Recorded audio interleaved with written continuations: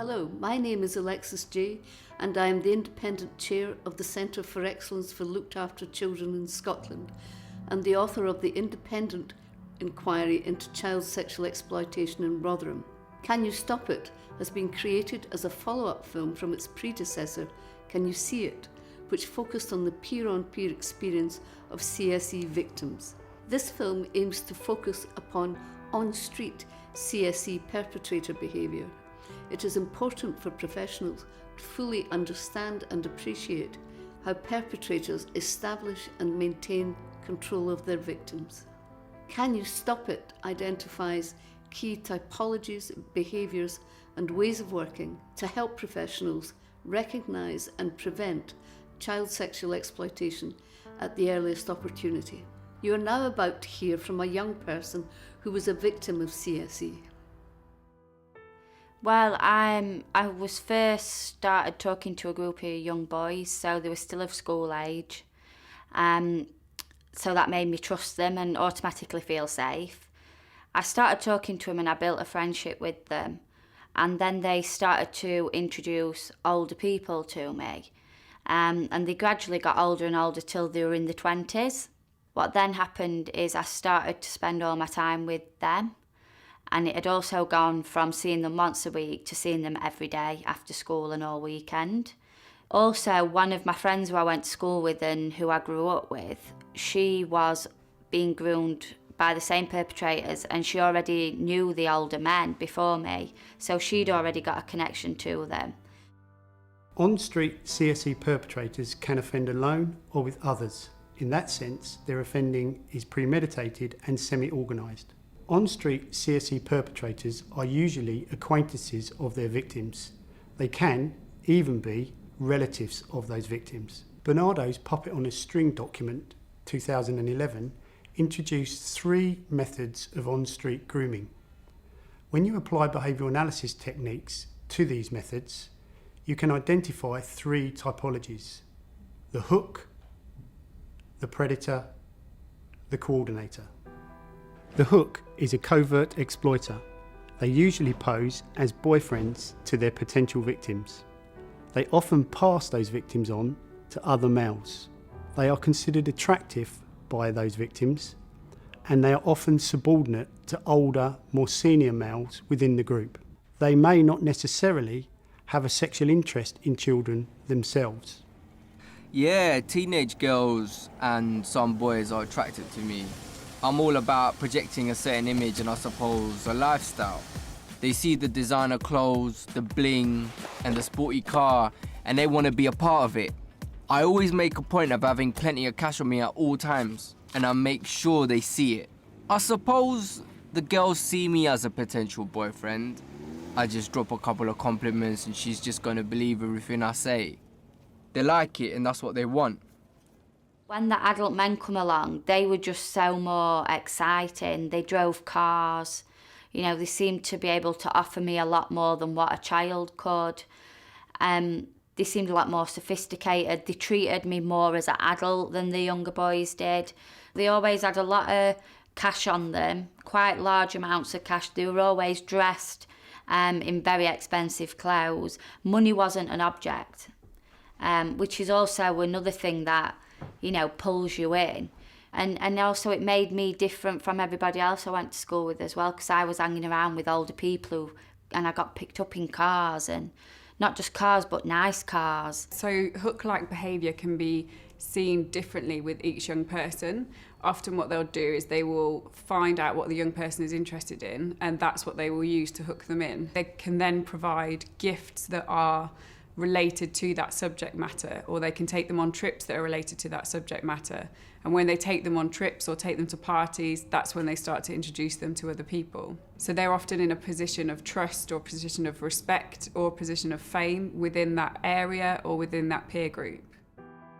The predator is a covert and overt exploiter. There is often an inappropriate age difference between them and their victims, and an obvious power imbalance between them and their victims. They are highly likely to have a sexual interest in children. Their main objective is to have sexual contact with their victims. There are a number of young guys who have connections with teenage girls. Now, they introduce me and others to the girls, sometimes at parties, but more usually they just bring them along to my house or a friend's place, and we have sex with them.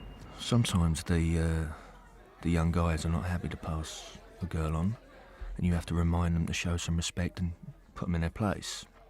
Often the girls are willing to do stuff for money, drugs, booze. And it's a lot easier when the girl is younger because they believe everything more quickly. Yeah. But if they show any signs of backing out, I have to be a bit more forceful. Sometimes it can get nasty. And occasionally they might get roughed up a bit. So I trusted these younger guys already, so straight away I trusted the older ones because they were sort of friends of friends. So they'd already got some relationship going on with them. They weren't like strangers. And that's how I got sort of passed up, really. And not only were they giving alcohol and drugs and could supply alcohol and drugs, but they were supplying it for what I thought was free. And then what happened is I also then built a debt up for my drugs and alcohol. So in the end, I didn't want to be there, but I felt I had no other choice because I owed them money for drugs and alcohol, and I also was frightened of them because of the level of violence that they used. I think one of the most important things about predators within CSE, especially within groups, is that the other people in the group might not necessarily understand their behaviours or see them as predators. And that predator will be looking for girls who they can exploit, boys who they can exploit, but also a group where they can exploit within, who won't understand, won't challenge, and won't be going to the police to tell what's happened. It's a normalised behaviour and one that can be manipulated by the predator at all times. The age gap between the predator and the hooks is sometimes just a couple of years. It doesn't have to be a lot older. But even if they're not actually huge distance in age, there might be a huge distance in power because the perpetrator believes he has this sense of entitlement that he deserves to get whatever he wants off a young female, and that actually her opinion or her well-being doesn't come into account at all. But even the men in the 30s, they didn't come across as 30-year-olds or in the 30s. They were still like fun and exciting, and they sort of acted like kids themselves, really, and they liked the stuff I did. And every time I was introduced to somebody else, they were always really, really friendly. They need to be seen as part of the normal group, otherwise they're not going to be trusted. They're not going to be as influential if the actual young people are recognising them as a predator. I think the predator role is a very complex role, and it is not simply the girls or the victims that are being manipulated. Often it is the hook who is being manipulated as well. So the hook will be being used by the predator in order to provide girls, and they may be doing that as a result of gaining respect or status within that group, or gaining payment, or just getting a reputation or making some money, but they may not truly understand what they're getting involved with. The coordinator is a covert exploiter who manages and directs the sexual abuse of victims. They may have a financial or a vested interest in the sexual abuse of those victims. They may have a sexual interest in children.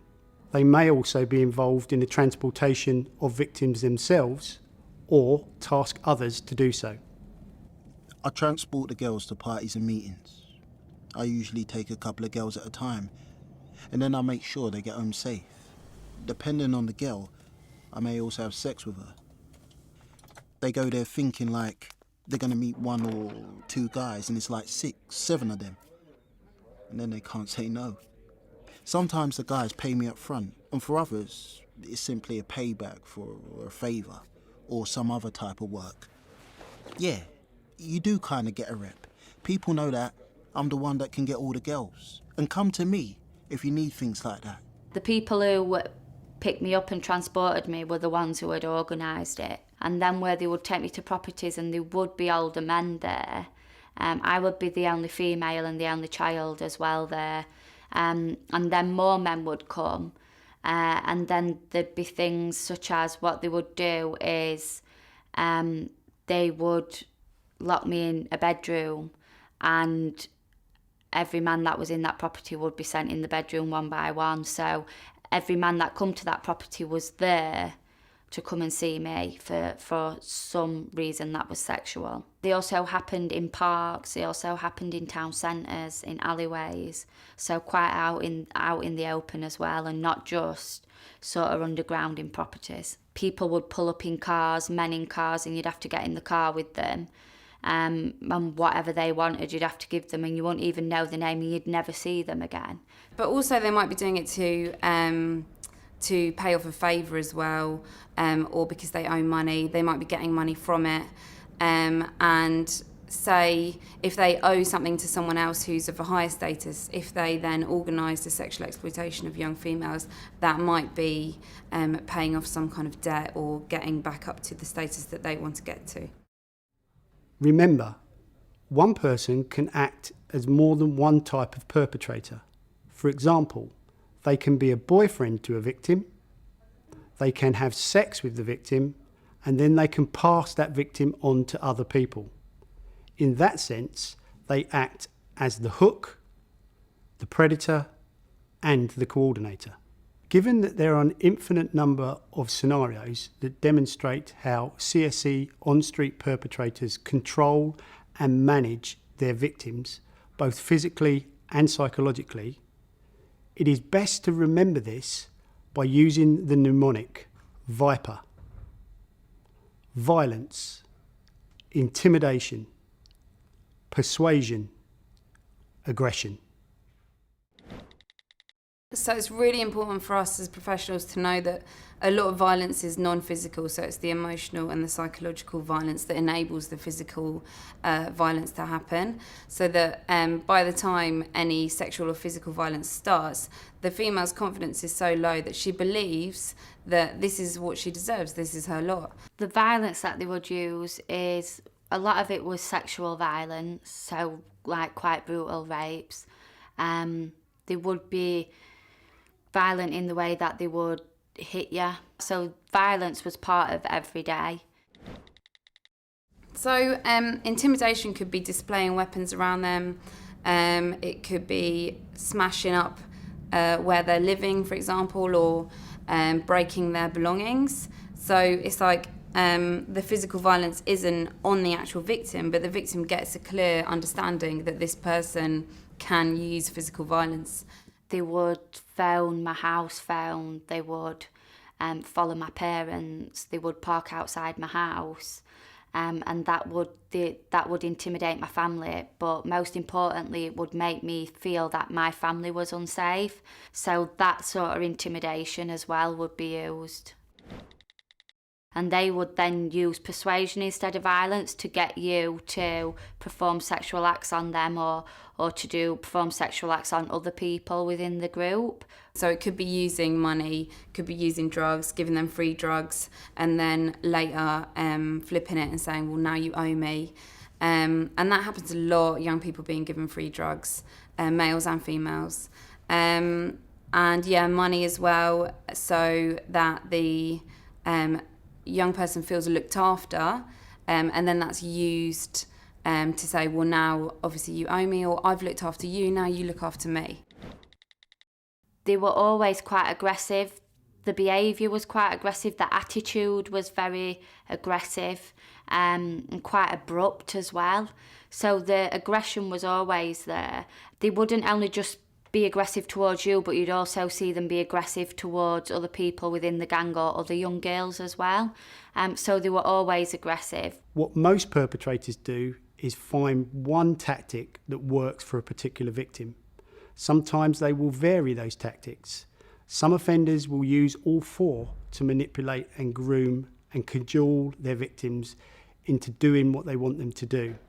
If you can see those behaviours and recognise them early, you will be able to intervene and prevent children from being manipulated and controlled by these perpetrators.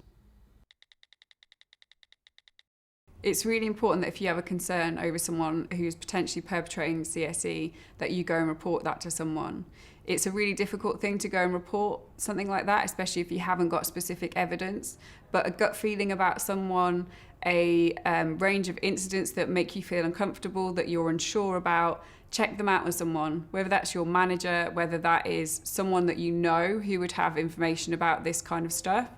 But ultimately, you should really be going to the police, so at least they can take that information down, keep it on file and do some further investigations. You can't effectively intervene in a process that you don't understand. Once you understand it, it demystifies the subject and it allows you to make effective, timely interventions and to make defensible decisions. And that's all we're really asking professionals to do.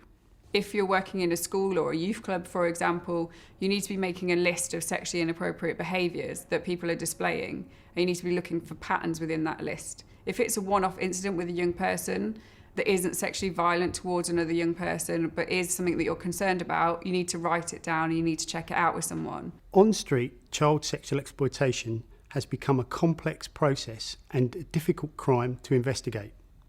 The purpose of this film was to simplify that process and give professionals practical advice and guidance. By remembering the 3 levels of on-street perpetrator behaviour, i.e.